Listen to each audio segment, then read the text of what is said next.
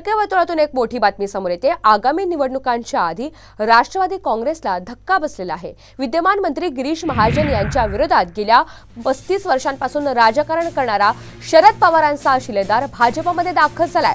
राष्ट्रवादीचे संजय गरुड यांनी पक्ष सभासदत्वाचा राजीनामा देत भाजपमध्ये प्रवेश करण्याचा मोठा निर्णय घेतलाय आणि त्याचमुळे जिल्ह्यामध्ये राजकीय समीकरण देखील आता काही प्रमाणात बदलणार आहे। तर अतिशय मोठी घडामोड आगामी निवडणुकांच्या आधी राष्ट्रवादी काँग्रेसला मोठा धक्का बसलेला आहे।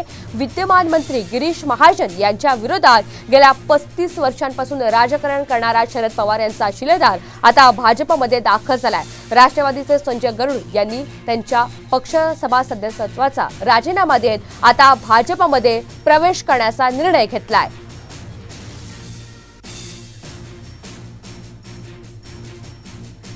परंतु मी इतका त्रासलेलो होतो, त्यांनी डोळ्यांनी पाहिलेलो होतो।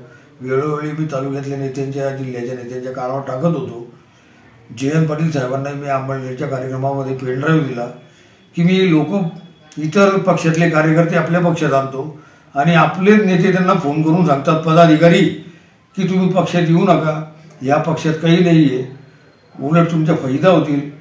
अशा पद्धतीने जर चाललं तर पक्ष वाढील कसा आणि 80,000 आणि 83,000च्या वर आम्ही जाऊ कसे, हाही मी विचार मनाशी केला आणि म्हणून मी अपक्ष सोडण्याचा निर्णय घेतला।